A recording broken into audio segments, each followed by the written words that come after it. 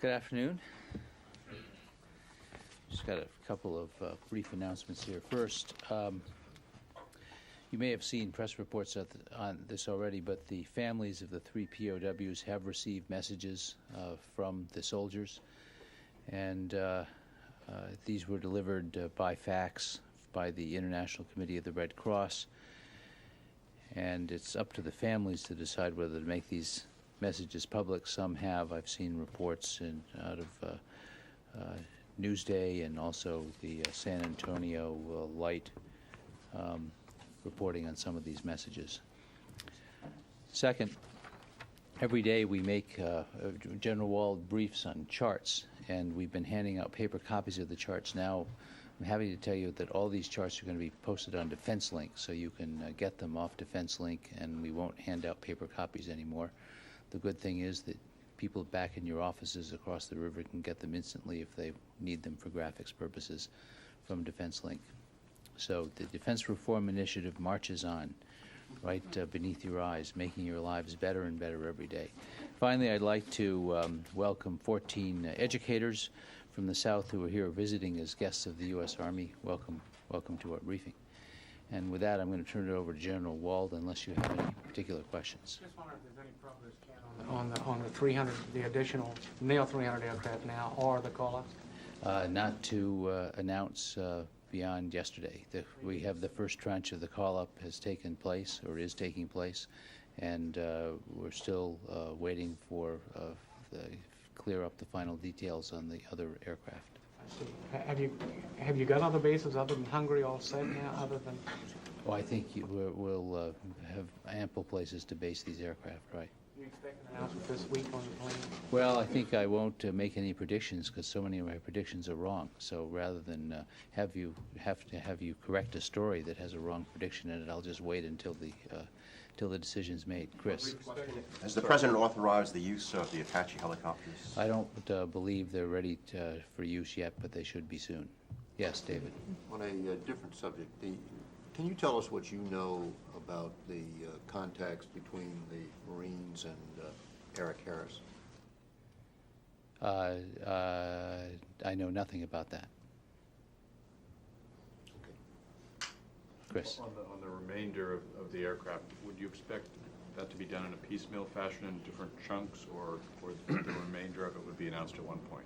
I think it'll probably be in a couple of blocks, but I think it will be coming relatively soon, and the whole pattern will become clear relatively soon.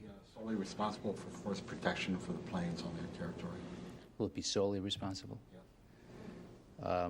We always have some force protection assets where we deploy our planes, so there will be both Hungarian and American force protectors there. Did you say the President had not given authorization yet for the employment of the Apaches in action?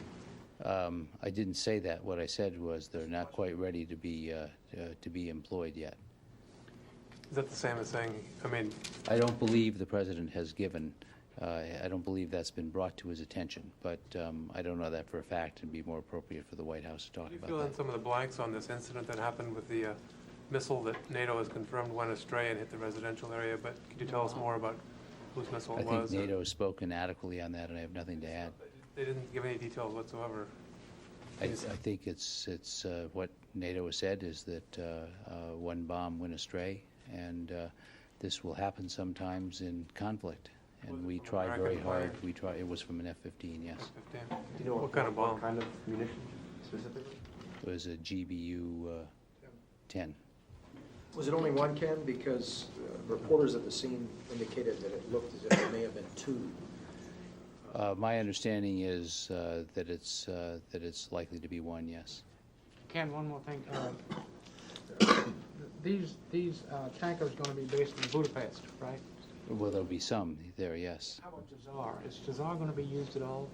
Well, as I said, when we have things to say about where these planes will be based, we'll say it. But now isn't the time. Dale. Ken, both houses of Congress appear now likely to approve supplementals that are roughly twice as big as this building requested. What's going to be the recommendation of Secretary Cohen to the President on dealing with those supplementals? The President spoke to that today, and I don't have a lot to add. And what the President stressed was that the most important task now is for Congress to pass the $6 billion as rapidly as possible. There are a number of other very good projects that have been added on to this, but our primary goal is to make sure that we get the $6 billion that all the chiefs and the sinks agree we need right away as soon as possible. Why is that important? Why is that important? Because we're running current operations every day. We're using munitions, we're using fuel, and remember, this is a supplemental that pays the two biggest elements are for operations and for munitions.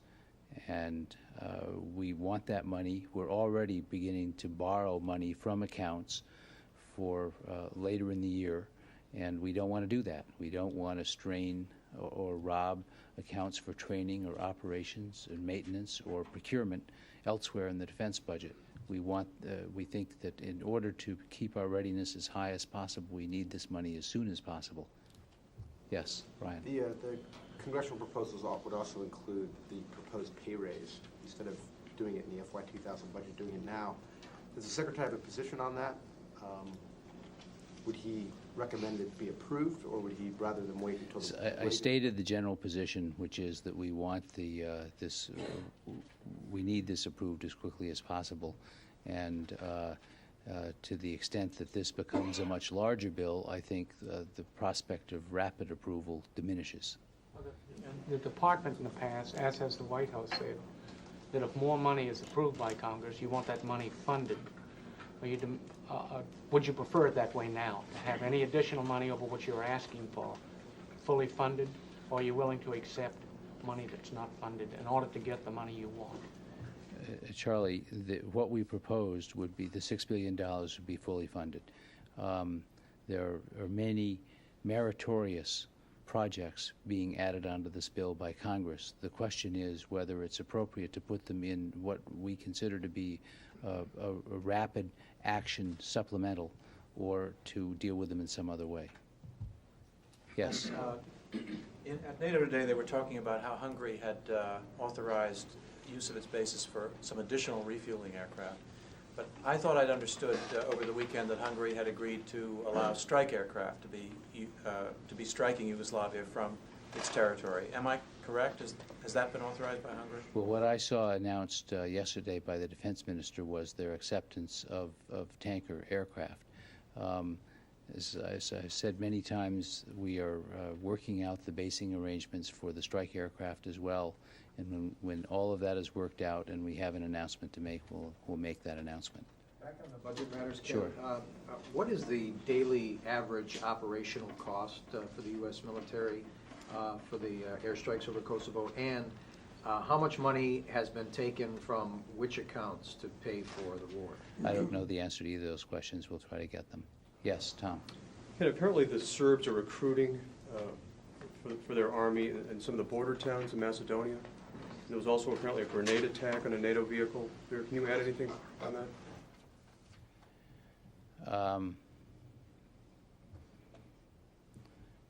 There's not a very large Serb population in Macedonia, so I'd be surprised if they're doing a lot of recruiting. I've not seen reports on that. I do know that they are experiencing desertions, and there have been public reports in Macedonia, published reports in newspapers in Macedonia about people refusing to answer draft calls for the Yugoslav Army reserves. So it wouldn't surprise me if they're desperate to get new people, but I hadn't heard reports of their recruiting in Macedonia. There was a reported grenade attack against a NATO supply depot in or around Skopje. Nobody was injured and no equipment was injured, and we believe that 2 grenades may have been thrown from a moving car into a compound. Was this a U.S. car? Was it a what? Was it an American car? You mean, was it made by Ford or GM? Is that what you're asking? American. Were these American? No, I'm not asking whether it was made in America. You said it was a NATO car, but he's American. No, I said it was a NATO, I didn't say it was a NATO car. I said they were thrown from a car, reportedly thrown from a car into a NATO supply area. It was not manned at the time by U.S. troops. It was manned by, I believe, French troops. Are you increasing any defensive measures as a result of? Well, defensive measures have been increased fairly dramatically, and obviously commanders look every day after an event like this and decide what to do next. When did that happen, Ken? I think it happened early this morning or late last night. It may seem too fundamental here, but is the United States, according to the DoD point of view, involved in aerial warfare over Kosovo and Serbia? And second, is the warfare, the ethnic cleansing that the Serbs are engaged in, is that considered a war against the Kosovar Albanians? And thirdly, is there a full-scale war going on that NATO is involved in? Well, we're certainly not involved in dogfights over Yugoslavia because the Yugoslavs lost so many of their MiG-29s on the first night of the engagement that they're not flying anymore. In terms of the ethnic violence, we estimate now that more than 4,000 Kosovar Albanians have been executed in Kosovo since this began on March 24th by Serb special police and by special troops. These are the estimates from the international organizations who have interviewed refugees as they've come across the border into Macedonia and the former Yugoslav Republic of Macedonia and Albania. We've said before, the State Department has said that the International War Crimes Tribunal will have to decide whether whether these constitute war crimes or constitute something approaching genocide. Aside from the executions that have been reported by refugees, there are also many individual murders that have been reported as well. So we think the number killed is probably likely to be much, much higher than 4,000 by Serb and special police and army forces. How can you have war crimes without a war? Well, this is certainly a violent conflict, and it began with Milosevic's troops and special police attacking Kosovar Albanians in Kosovo. Will Judge Arbor from the War Crimes Tribunal be meeting with officials here? She will. She'll be meeting with Secretary Cohen, and she'll be meeting with members of the Balkans Task Force tomorrow. It'll be, wait a minute, is it tomorrow or Thursday? I can't. Tomorrow is Thursday. It'll be tomorrow, which is Thursday. Is she going to be available in some sort of press forum or briefing? Well, she certainly is going to be available to the press while she's here. Whether there'll be a press event here yet, we haven't decided. But I understand she'll be meeting also at the State Department. I know she's doing some TV, and she's doing an editorial board while she's here. Will she be showing film and stuff? Will she be showing film and pictures? I don't know. You'll have to ask her. Who's briefing whom, actually?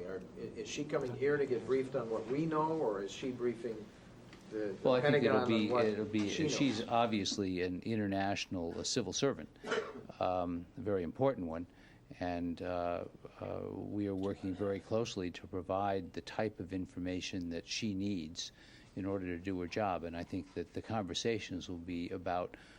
She will tell us what she needs from us, and we will tell her what we can do to get her that information as quickly as possible. Providing whatever intelligence information you already have, sir. Well, first of all, we're not the channel for that information. The State Department is the appropriate channel for that information, and I think specifically Ambassador David Sheffer's office. But we have been working hard to cooperate with the tribunal and to supply information, both for Kosovo and for Bosnia. With the Yes. stepped-up air campaign and the 300-plus aircraft eventually going over and the tankers now going over, is there a problem getting JP or jet fuel? And particularly, what about going into Hungary? How will they get enough jet fuel to feed the tankers, to feed the strike aircraft? I can't answer that question. I'm not into logistics. Maybe General Wald can answer the question. Yes, Pam.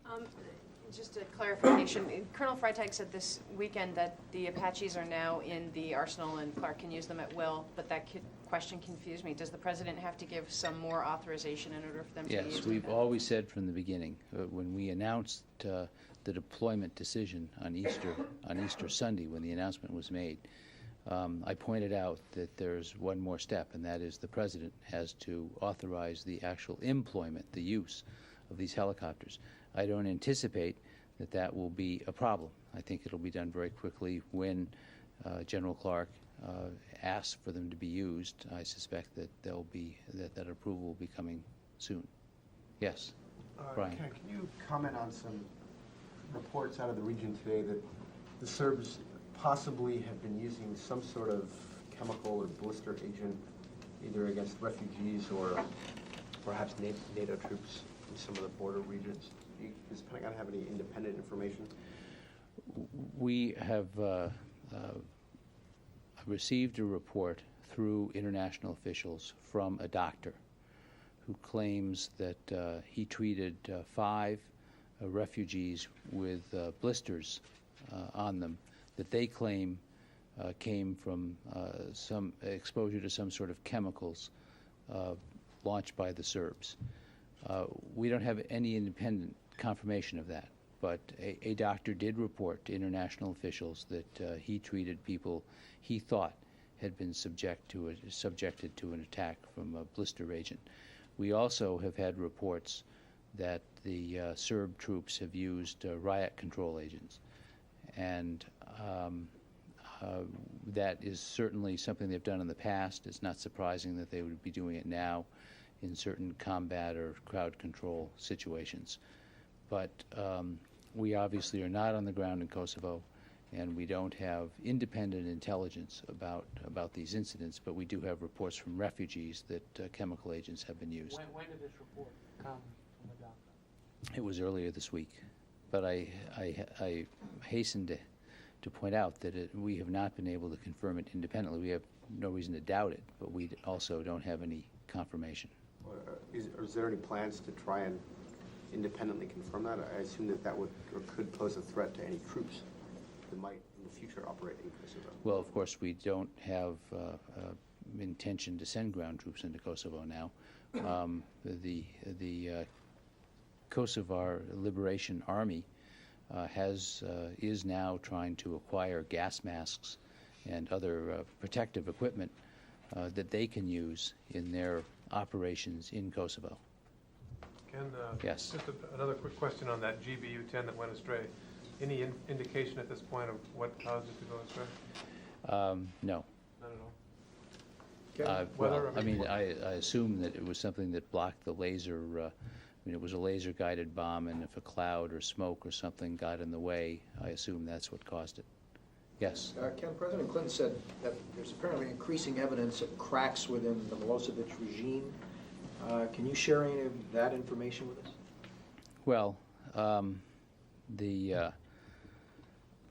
some of that has been made public, but Draskovic was fired today, as you know. It was sort of a classic example of if you don't like the message, fire the messenger, I think, on Milosevic's part. A retired VJ general named Vuk Obradovic made a statement to the press in Hungary during a radio interview there, essentially predicting that Milosevic would be gone soon and that this would be better for Yugoslavia to have him out of the way. And I can get you a copy of that. It was published in Fibus.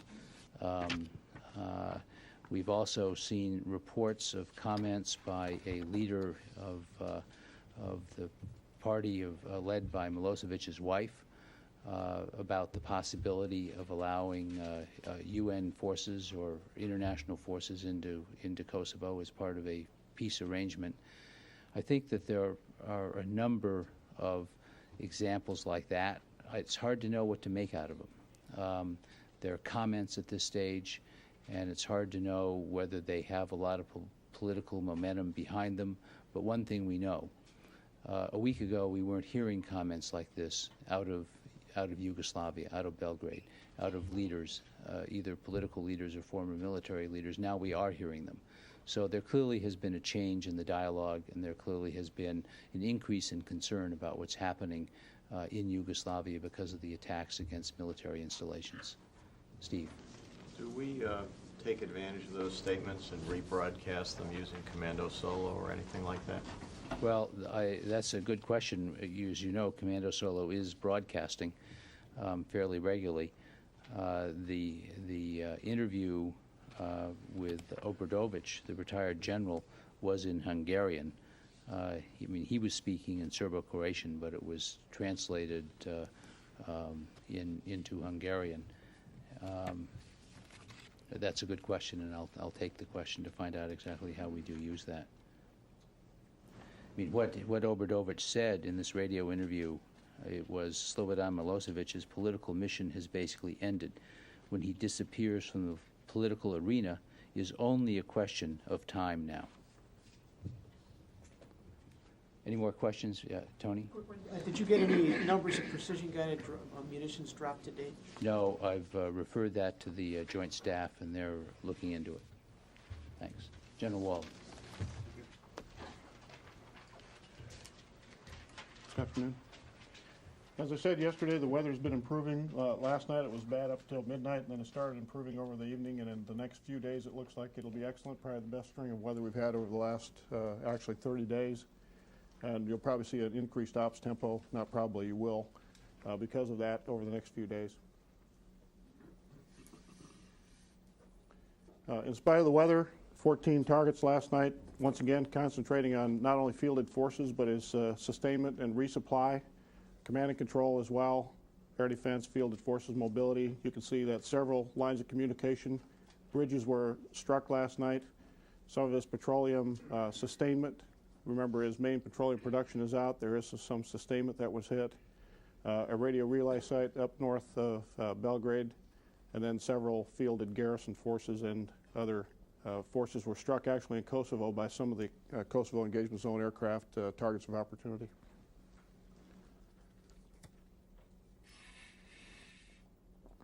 Quickly on the humanitarian side, about 15,000 more refugees from Bosnia, Montenegro, Albania, and Fyrom have come out, leaving the total number between 1.1 and 1.5 million. That's the UNHCR estimate. The number in Kosovo remains at about 260 to 700,000. Why has the number in Montenegro gone down? Some of those folks have moved to other countries, and I'll talk about that right now, and they're moving around into other camps. But 57 contributing countries, of which now 15 have actually taken on refugees. Finland, Spain, and the United Kingdom have now received some of the refugees. And you can see the short tons of shelter and medical have increased. That's what primarily is needed right now, and that's moving along.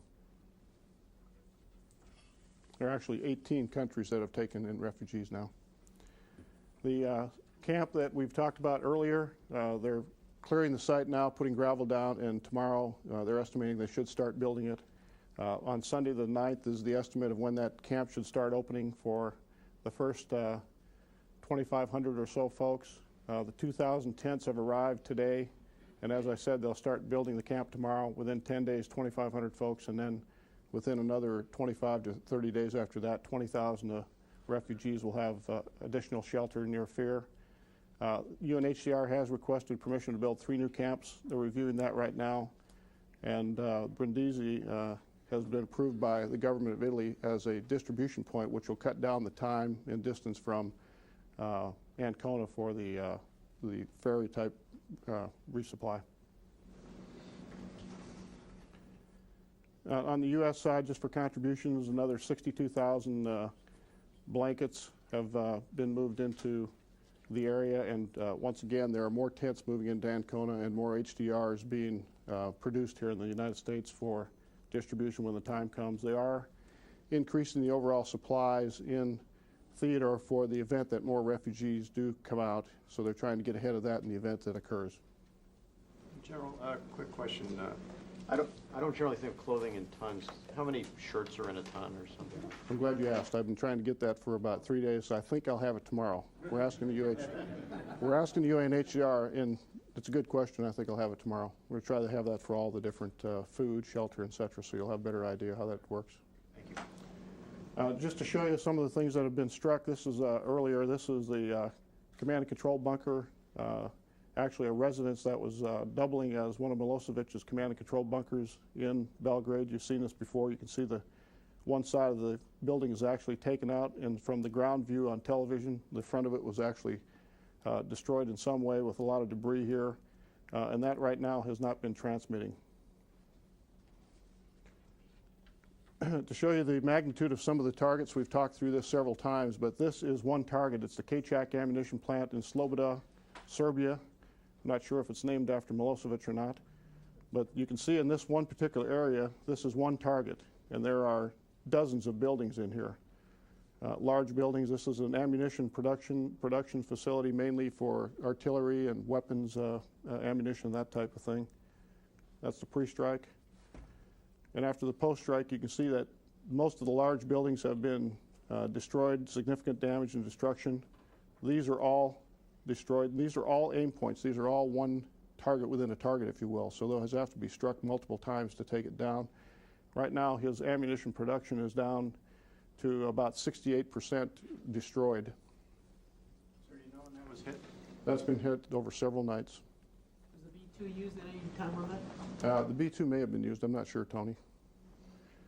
Another ammunition production plant in Krusik, Valjevo. Once again, a large area with many, many buildings on this target, which dozens of what we call design mean point of impact in one target area. Once again, you can see the major buildings have been destroyed to the point where they're not functional. The actual steam plant has been destroyed as well. I don't have arrows on all the areas that have been hit, but you can see the major ones. And once again, it takes sometimes several sorties or times over that target to get it fully dysfunctional, and that one has been rendered dysfunctional. Lučani explosive plant in Blagove, Serbia. This one is a post-strike, and you can see the dark areas here. It's been hit several times, dozens of times, and once again, that plant has been destroyed. This is Lučani again. The only reason I show this, it's too big for one slide. This is another part of it, so that's how big some of these targets are. And once again, numerous buildings have been destroyed. This is one of the major buildings that's totally destroyed. Some IDP, this is an IDP picture in Kosovo, in the central part of Kosovo, and these IDPs are actually moving back into the town, so it just shows how Milosevic is manipulating the IDPs and his total disregard for humanity. So they're moving back in, for what reason we don't know, and he's obviously using these IDPs for pawns in some way. Being forced to go back in, or do you know? Well, we assume they're being forced. I think everything that's happening to them in Kosovo right now is being forced in some way. Ammunition strikes. Did you say that over time 68% of his production capacity had been destroyed? That's right. Can you give us a progress report on any other targets like that, other percentages? General Clark gave a great rundown yesterday on the percentages, and I can give you a paper of it. I can spit off a lot of them right now, but I think it'd be better for you just to read the report. I think he gave about 12 or 10 different categories of real good specificity. For example, is aircraft. I'll tell you right now, the MiG-29s, of which they hit one last night, they weren't flying, they hit it on a runway and destroyed it, is over 50% of his MiG-29s. His frontline fighters are destroyed, about 25% of his MiG-21s, and then another handful, I think almost 30% of his Galeb. So he doesn't have a lot of the aircraft left, and the ones that are there, he's not flying. First bomb here, go back, this is F-16 on a munition production area with an LGB. And this actual picture here is from a forward air controller that's just monitoring that strike. Second one is a command bunker at Kursamaya. We showed Kursamaya the other day. You probably remembered 3 of the buildings, large buildings being destroyed with the beams being blown out from them. That's the same area, another target in that area, another spot, F-16 from Aviano Air Base. And so you can see from the pictures I showed you earlier, that's one building, and you would many times in the past think of that as a target. You have to go back several times to destroy the full target. We take down his fielded forces at Prisman Army Barracks, once again an F-16 out of the 31st Fighter Wing. That's in Kosovo? Yes, it is. Once again, F-16 under the cursor area here. and his fielded forces, their supply, sustainment, and their places to go back and rest if they are tired, they've been in the field a long time, are gone when they get back. Are these all night attacks, General, the ones you... Some are day and some are night. This is SA-6 last night, F-16s. This is an SA-6 launcher underneath a camouflage netting. Continued to take his SAMs, IADs out. Once again, an F-16 with an LGB 2,000-pound bomb. You can see two of them coming in now off the same aircraft. And you can chalk up one SA-6. The straight flush radar that went with that SA-6, once again last night. This is in Kosovo. This radar is associated with the last SAM TEL I showed you was destroyed. This is within a mile of that radar, or of that SAM TEL. This radar is destroyed. So his SAM systems continue to be degraded. Rakovina Highway Bridge, F-15E with an LGB 2,000-pound bomb. You can see under the cursor at the abutment of the bridge.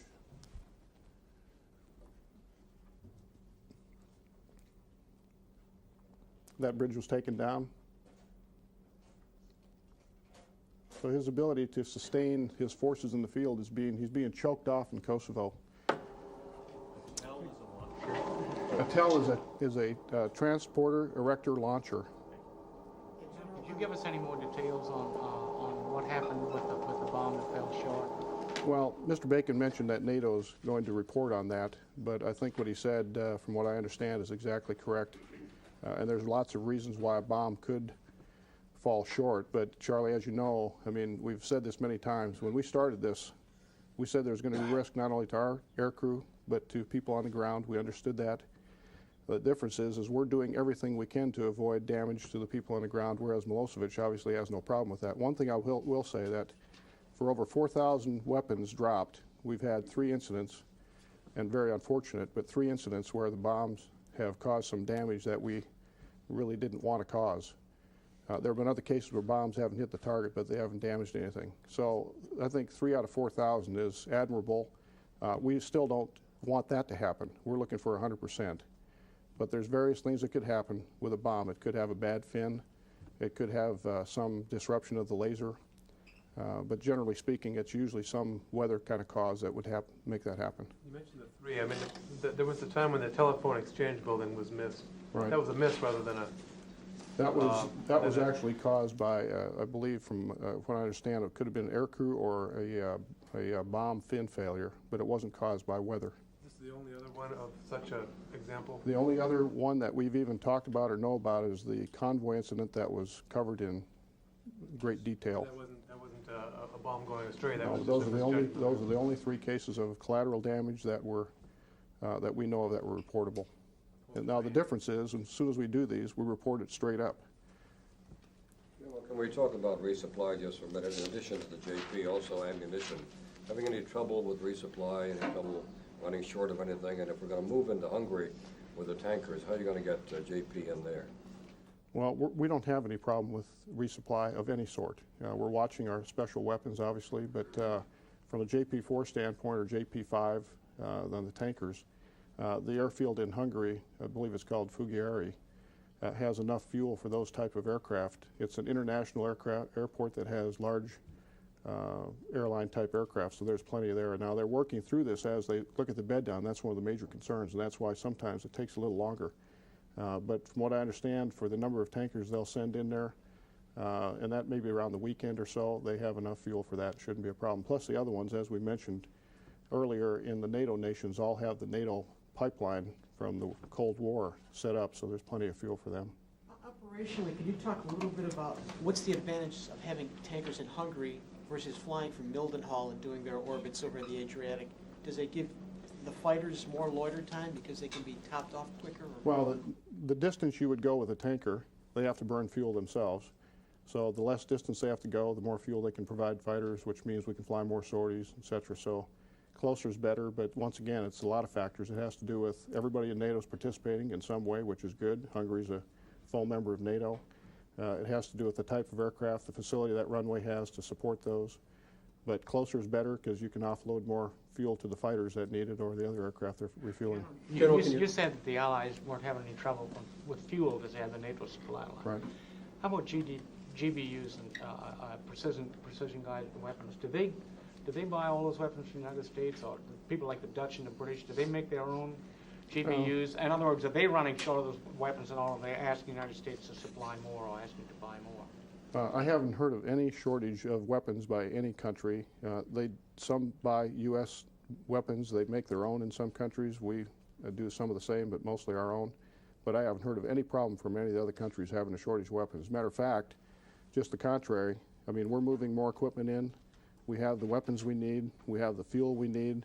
We have the crews we need. And now Milosevic is going just the opposite direction. So he needs to start paying attention. Ground campaign in Kosovo, and any resupply efforts, particularly by helicopters, and also, are there any more troops coming in from Montenegro, the Second Army? I haven't heard of any troops coming in. The number I heard yesterday, again, is still around the 40,000 number that started. As far as them moving around, they aren't. They're hunkered down for a lot of reasons. One is they've got aircraft flying over them that if they do move, they're probably going to get destroyed. Number two is they're starting to run short of fuel and supplies. And as far as helicopters resupplying, I haven't heard any of that resupply. It could have happened, but they don't have that many helicopters left in that area necessarily, and they fly at their own risk. I'll just leave it at that. What about areas where there's fighting? Anything on that? There is fighting going back and forth. It's not just the Serbs initiating it. The UCK, the KLA is fighting back, and from what I understand, they're fighting back more than they were before. There's some back and forth fighting going on. But it hasn't been any greater than it was a week or two ago. Which areas do you know? Much of it in the western part. General, when you showed the chart of targets hit overnight, we'd seen reports on the wires, I'm sure you did too, of attacks in Montenegro at Podgorica airfield, among others. There were no targets listed in Montenegro. Were there any attacks overnight? There were some attacks on Podgorica airfield against their air defense and integrated air defense, which is both their aircraft, their SAMs, and their radars. And yes, that has been hit before. And when they threaten NATO crews, they'll be attacked. There was also some anti-aircraft fire reported from the harbor in Bar. Can you discuss whether there was any suppression of that anti-aircraft fire? There wasn't any suppression because we haven't heard any reports from pilots, misreps, or from NATO of any AAA or any fire from that harbor. Now, there are press reports, but we haven't seen any of that. So, once again, if that happens, we'll take the action necessary and defend ourselves.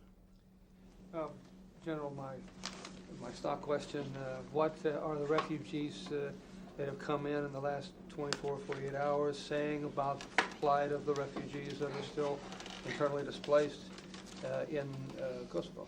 Any news? Just what I read, because there are reports from UNHCR and et cetera, and that their plight is awful. I mean, they do have water, some of them, in some of the areas. They're not being fed. They're out of their homes. You can see that he's traipsing them back and forth. I mean, he has no compulsion about using humans for leverage. So the immorality of Milosevic should speak for itself, but the fact of the matter, the refugees that are coming out are at least glad to be in a place where they have shelter and food. Yes. Would you say that Milosevic's strategy with regard to the refugees is to tire them out, just physically wear them, and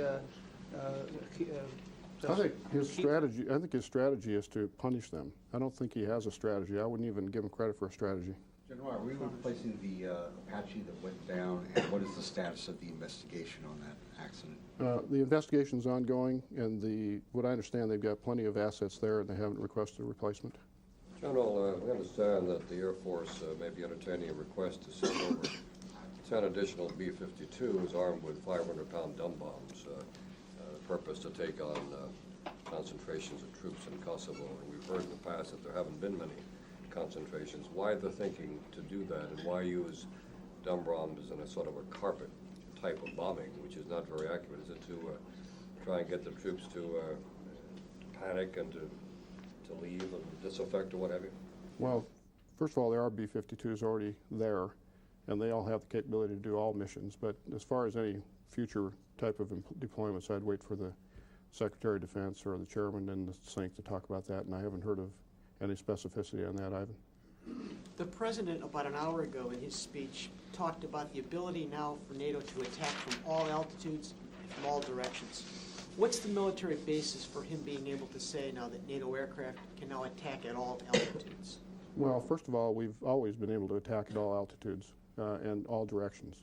It's depending upon the tactic and what we want to use. So we're selecting the altitude and tactics, and I don't think anybody from outside the area has told our folks where to fly at what altitude. So the altitudes are really dependent upon what the field commander and the actual aircrew, when they plan their mission, decide they want to fly on based on the scenario, the environment, etc. So the altitude, I won't even talk about, but I guarantee you that it's any altitude we think is the best altitude to attack from, we'll take it. So doesn't it imply, though, that you've made substantial inroads in attacking the integrated air defense system, though, better than you have had in the last month, actually? Well, we're making progress. You saw on the film we've taken out more of their SA-6s. We're continuing to take down his IADs. And as the aircrew, who are the experts, decide they can fly a tactic at a different place and a different time, they will do that. But I'm not going to give Milosevic any more help than he has. General, with the F-16 as of late having some problems, mostly here in the U.S., a series of crashes, one earlier this week. How much of a concern is that to you, given that the F-16 is playing a large role in this operation? And, are there additional steps that can be taken to increase the safety of the fleet in general? First of all, I mean, I flew the F-16 for a long time, and it's as safe as you're going to get. It's the safest single-engine aircraft in the history of aviation. The record in combat has been outstanding. There have been some crashes during training, but once again, that's not unusual. The safety record of the Air Force, as well as the other services, has been outstanding over the last 10 years. It continues to be that way. We've had one aircraft loss in this operation out of over 11,000 sorties actually flown. So I think the safety record is pretty outstanding. Now, you'd have to ask Milosevic what he thinks of his safety record, I think, to get a comparison. But to answer your question, would I feel concerned about flying an F-16 over Kosovo or Fry from a malfunction problem? Not a bit. There's a lot of sound and fury from both sides of the lectern on cutting off the oil to Milosevic, but what effect do you guys really expect? If you can get him down to very little oil in the military, what effect do you think it'll have? I mean, is that what's going to stop them? Because it just seems they're not a real mechanized force. They're not really going anywhere. I understand they're hunkered down right now, but it's not like they go in great big armadas somewhere else. They don't need a lot of oil. They could sit there and torch villages all day long and really never have to move. So what effect does the oil, is that the panacea? Well, it's one of the parts. We've talked about this a lot. And the strategy, as I said earlier, we have a strategy. General Clark has a strategy, and that is to take down not just his fuel, but his ammunition, his weapons when we can get them, his integrated air defense, his command and control. All of those combined will have an effect on his army. At some point, they're going to be non-effective. That's going to have to be determined by Milosevic. I think there are indications from a lot of sources that they're becoming ineffective in some cases. They're going to have to decide when that is, and that's up to him. But as far as I'm concerned, they're becoming ineffective now in some cases. You gave us a pretty concrete figure earlier in the week on the number of planes we have there now. Could you give us the number of planes we have and break them down into support and other? The number is, right now, the official number, because some come and go, is around 575 U.S. aircraft. There's another couple hundred allied. Then we transfer aircraft back and forth to do maintenance, so that changes a little bit. There are over, I think it's over 400 and some attack type, strike type aircraft, but there's various types. And even on a mission, for example, when you go into the Kosovo engagement zone, last night one of the missions had 80 aircraft attached to it. So there's ISR, the Intelligence, Surveillance, Reconnaissance, there's AWACS, there's refueling, there's ABCCC, Airborne Command and Control, and there's suppression of enemy air defense aircraft, there's the actual bombing aircraft, there's jamming aircraft. So you have all types, but that, of course, is part of the reason that we're doing so well. Will this figure be around 600 when all of the tankers get the other 30 extra, or are they already there? When the other 30 tankers arrive, that should be around 600, but that could change a little bit here and there on a daily basis. Thanks. Oil, again, to explain what you briefed us on yesterday or the day before. The Port of Bar has a pipeline that runs and carries petroleum products, runs to the border of Serbia, where it stops, and then there's offloading into railroad type transportation. Is that correct? No, there is no pipeline that I understand. There's a rail line. Oh, rail line. That's right. A rail line from Montenegro. Right. And that connects, and it's an international rail Well, line. it used to connect to Kosovo or Serbia. The bridge is gone. The bridge is gone. So it doesn't connect anymore. So he has to use workarounds to try to move the fuel if it is moved. Basically, they can't easily get petroleum products in that way. Well, not as easy as they could before, that's for certain. And I think it'll continue to be harder. Thank you. Thank you. I've got in the instant answer business here, Tony asked about the cost per day.